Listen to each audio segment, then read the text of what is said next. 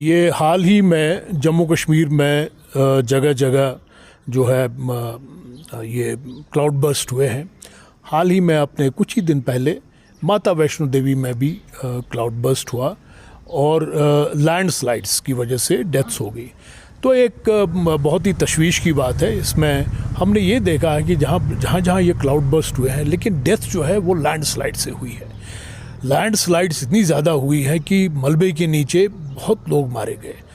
तो ये इस वजह से है क्योंकि हमने पेड़ काटे हैं, हमने डिफॉरेस्टेशन की है इन हाई ऑल्टीट्यूड एरियाज़ में। और जहाँ जहाँ हमने हाई ऑल्टीट्यूड एरियाज़ में सड़कें ले जाना शुरू कर दिया, ये टनलें बनाना शुरू कर दिया, इससे जो है हिल फीचर्स, माउंटेन फीचर्स डिस्टर्ब हो जाते हैं और जिसकी वजह से ये लैंडस्लाइड्स और ज़्यादा इनका वो एक टेंडेंसी रहती है।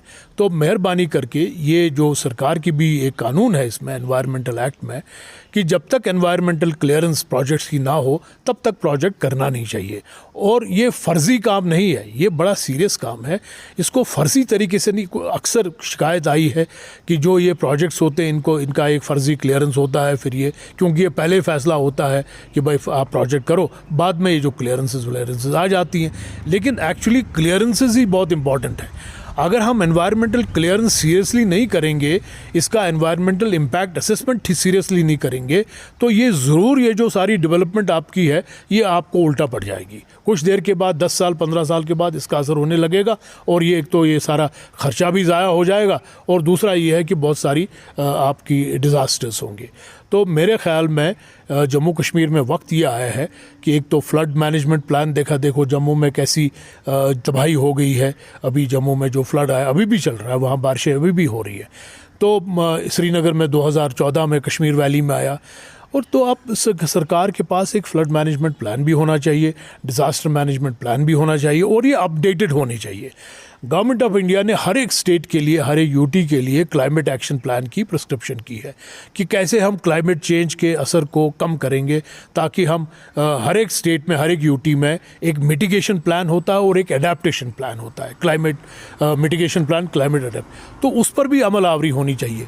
ऐसा ना हो कि सिर्फ सरकार की फाइलों में ये कागज़ पड़े हुए हैं, ये कागज़ों में है और असली जो है इस पर अमल नहीं हो रहा है। तो लास्ट में मैं ये कहूँगा, वाटर हार्वेस्टिंग, घरों में काम शुरू कर दीजिए आप वाटर हार्वेस्टिंग का। और दूसरा, जो भी आपके रिजर्वायर्स है, वेटलैंड्स है, लेक्स है, वाटरवेज है, तालाब है, इनको आप इनकी कैपेसिटी बढ़ा दीजिए। इनकी कैपेसिटी खत्म, ये इनक्रोच्ड है, इसमें इतना या सिल्टेड है, इनको रिवाइव करने की ज़रूरत है ताकि ये जो पानी है ये होल्ड हो जाए, ये रहे इसमें। आप वुलर लेक की बात देखो, वुलर की कैपेसिटी इतनी ज़्यादा होती है, आज उसकी 1/4 हिस्सा उसकी कैपेसिटी है। तो जब पानी आता है वो उसमें कहाँ रहेगा, वो सीधा चला जाएगा। या उसको पहले वो रखता था पानी अपने पास। या डल लेक की कैपेसिटी देखो, बाकी वेटलैंड जो आसपास हमारे जम्मू में भी, कश्मीर में भी वेटलैंड्स है, इसमें भी पानी भरा रहता था तो फ्लड नहीं आते थे या फ्लड कम होते थे, फ्लड की इंटेंसिटी कम होती थी। लेकिन आज इनकी कैपेसिटी नहीं है, ये सिल्टेड है, ये अनक्रोच्ड है। आपकी फ्लड चैनल यहाँ श्रीनगर में है, इसकी कैपेसिटी आपने कोशिश की है 2014 के बाद कि 8 या 10 हज़ार क्यूसेक से इसको 30-35 हज़ार किया जाए। लेकिन आप देखो, आज देखो इसकी कोई कैपेसिटी शायद नहीं बढ़ी है। मुझे नहीं लगता, आम लोगों का भी यही तासुर है कि इसकी कैपेसिटी नहीं बढ़ी है। तो जब आप फ्लड अगली बार आएगा तो ये 35 हज़ार क्यूसेक्स तो यहाँ से नहीं जाएंगे, तो फिर से श्रीनगर शहर में सैलाब आ जाएगा, डूब जाएगा शहर। तो जब आप इसको सीरियसली नहीं लोगे गवर्नमेंट की तरफ से, और ये इस गवर्नमेंट पहले सीरियसली ले, फिर लोग इसमें कोऑपरेट करेंगे। अगर आप ये कहेंगे कि नहीं जी लोगों की गलती है, लोगों ने एनक्रोचमेंट्स की है, लोगों ने पेड़ काटे, तो उससे काम नहीं बनेगा। इस सरकार की तरफ से इनिशिएटिव्स आने चाहिए और लोगों पर एक ऐसा प्रेशर आना चाहिए कि वो भी इसमें आपके साथ कोऑपरेट करें।